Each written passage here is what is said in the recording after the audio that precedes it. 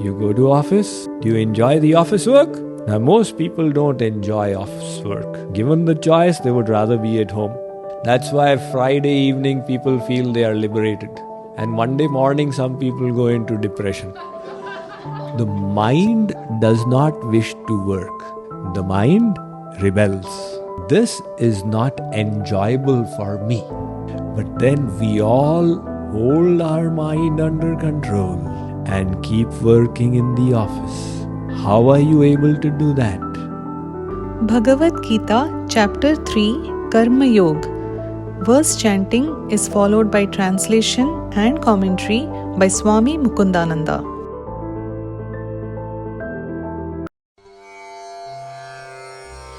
एवं बुद्धेः परं बुद्ध्वा संस्तभ्यात्मानमात्मना जहि शत्रुं महाबाहो कामरूपं दुरासदम्.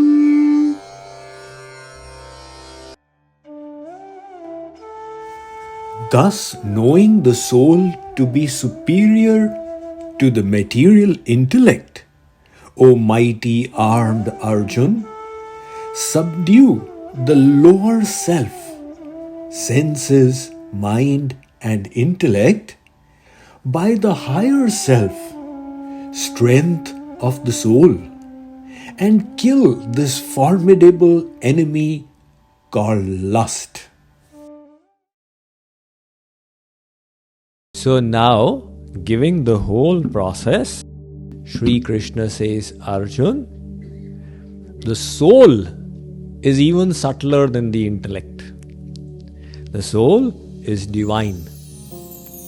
Using your soul power, using your spiritual power, you first of all control the intellect. Bring the intellect under control. When the intellect is properly aligned, the intellect has the power to hold the mind in rein. All of us experience this power.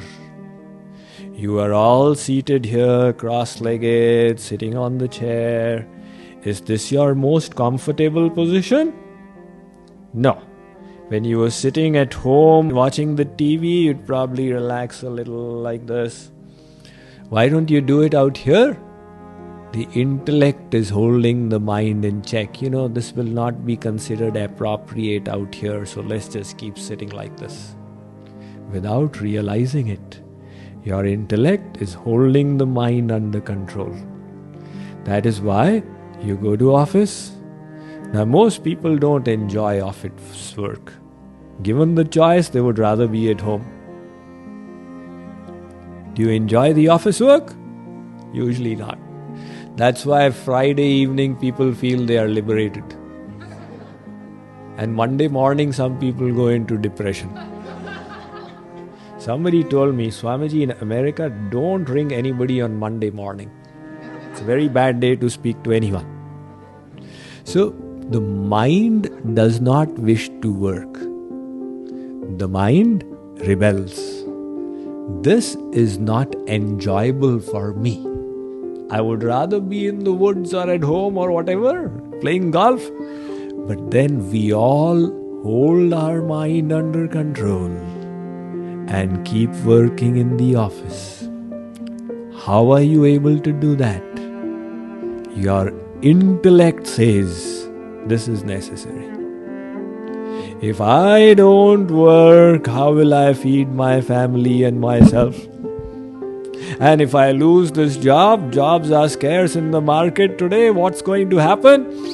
So when your intellect decides this is important, you hold the mind under control and you keep working. That is what you all do, right? Even a little child does that. The child has his exam tomorrow. His parents are watching the television. His mind says, I also want to watch television. But the intellect says, no, if you do that, you will fail. Keep on studying. So the child also controls his or her mind with the power of the intellect. God has given this power to human beings, not to animals. An animal, the mind dominates, and the senses, of course, leading the mind. The animal cannot say, my mind desires this, but then today is Ekadashi, so I'd rather keep a fast. The power of discrimination is not there in animals. The intellect is not that strong. That is given to us humans. That is why it is said, Tattva Vismaranat Bhekivat. If human beings lose discrimination, they become like animals. So to keep our intellect awake and alive and oriented with discrimination, that is what God expects us to do as humans. Just understand the power of this intellect over the mind. Parent says, Swamiji, my child doesn't study. You tell him something. Arey, he's your child, you tell him. No, he doesn't listen to me. Beta, why do you not study? Uncle, man nahi lagta, my mind does not go to studies. That boy refuses to study because the mind says, no, I don't like this. That same boy, when he goes for his examination, he sits there for 3 hours, he's brought his mind into check. For 3 hours he's focused. He doesn't look at the neighbor, doesn't look out of the window, he's just the question and the answer is going on. At the end of the 3 hours, the examiner has to pull the sheet, give it now, time up. How did his mind get so focused out there? What was the secret? All the year long he was saying, my mind doesn't go there. How did this transformation come about? All of a sudden, the intellect decided this is important. Now, Mani Ram, if you run around here and there, you will lose the whole year. You better remain here and answer this. Once the intellect decided, controlling the mind was the easiest of things.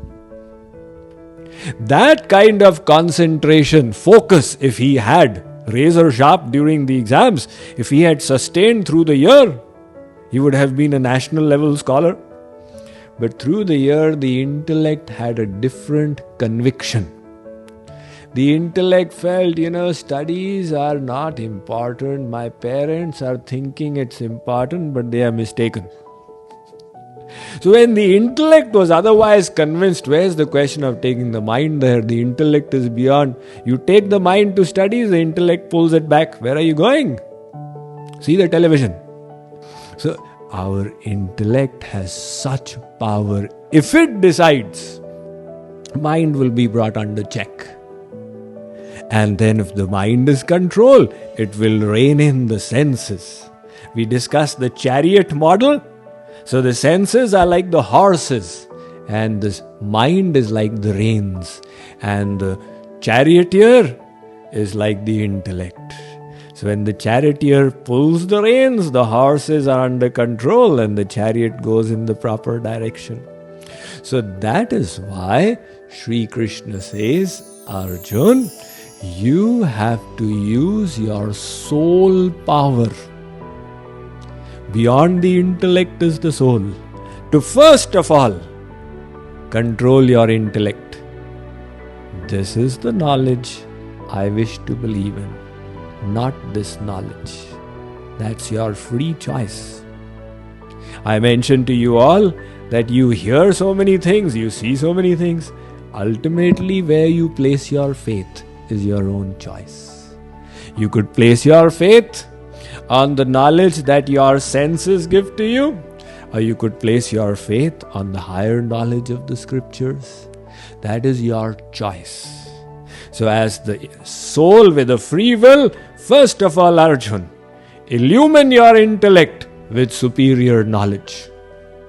That is why he tells Arjun, this, what I am describing to you, is Buddhi Yoga. He has used this phrase 4 times in the Bhagavad Gita. Buddhi yogam apashritya machittah satatam bhav. Arjun, go to the shelter of Buddhi Yoga. Buddhi Yoga? Yoga of the intellect? What kind of yoga is this? We discuss varieties of yoga, but we've not had any yoga of the intellect. So Shri Krishna is talking of Buddhi Yoga. And he's saying, Arjun, in the second chapter he said that what I'm telling you is Buddhi Yoga. Buddhau sharanam anvichya kripana phalahetava. Why? Because if the intellect is illumined with superior knowledge, and if the intellect is convinced about it, then automatically it will bring your mind under control. Giving up lust will be a child's play. Let us say that somebody is hungry for 4 days. Now his senses are hankering, this great discomfort. Food, food, food. After 4 days, you bring him in a silver plate a hot gulab jamun. Eat it. So his senses, they yearn. And the senses are sending the message to the mind. The mind is hankering. The mind is consulting the intellect. This hot gulab jamun is really going to be pleasurable. Can we eat this? The intellect confirms, of course, we are all in great discomfort. Let us put an end to it by having this gulab jamun. So the intellect instructs the mind has instructed the hand, and that hungry person has lifted up the gulab jamun. He is bringing it close to the senses. The mouth has already started watering. You wish to create detachment? You wish to finish the lust of the senses? Just scream out. What are you doing, my friend? You wish to die? Die? Bulb lights up in the intellect. What happened? Don't you know there is poison in that gulab jamun? Poison? The intellect says, if I eat this, I am going to die. Immediately the intellect decides, throw it away. Instructs the mind. The mind instructs the hand, and he is tossed away the gulab jamun. That person who was hungry since 4 days and yearning, you created detachment in 1 second. You want to check his detachment? Offer him $1 million. Take this gulab jamun, I will reimburse you with $1 million. Compensate you. If I die, then what will I do with $1 million? I am not interested. See, he's not tempted even by $1 million. That is the amount of detachment. Have you seen anybody put poison in it? No. Have you ever seen poison in your life? No. Most people have never seen poison in their lives. Have you? The chemists have in the laboratory. Common people, where have they seen poison? So then, my friend has just told me. So is your friend an avatar of Harishchandra? Does he always tell the truth? No, he's got this habit of lying once in a while. I know about it. Such an unreliable friend's one statement caused your detachment without ever having seen poison. This was the power of the conviction of the intellect, if ever it happens. Similarly, if our intellect can be convinced, not just receive knowledge. If he says that there is poison and you don't believe, then it's no use. If our intellect can be convinced on the true knowledge, then the intellect has the ability to control the mind. And the mind, being superior to the senses, Arjun, will control these senses. And that is how you will divert these senses, mind and intellect, which work as enemies, will become your biggest assets. The potential is there. The more the potential, the more the opportunity for misutilization, the more the scope for proper utilization. So these senses, mind and intellect will then take us to God. If the intellect says God is yours, the mind will go towards Him, the senses will hanker for Him, and our work will be done. So the knowledge, the intellect has to be illumined with the best quality knowledge. Second class knowledge? No. First class knowledge. And where will you get that first class knowledge? In the Bhagavad Gita. That is why he is speaking the Bhagavad. This is not the end of the Bhagavad Gita. He says, Arjun, illumine the intellect, but that's only the end of the 3rd chapter. And we've got 15 more chapters where he continues illumining Arjun out of his compassion with that divine knowledge. And he says, Arjun, Sarvopanishado Gavo Dogdha Gopalanandana. What I am giving you, making you drink in the form of this Bhagavad Gita, the knowledge, is actually the essence of all the Upanishads. So in this way, Sri Krishna is guiding Arjuna to follow the divine path while remaining in his profession, while continuing with his household duties, and simultaneously working upon elevating himself. Shri Krishna Chandra Bhagavan ki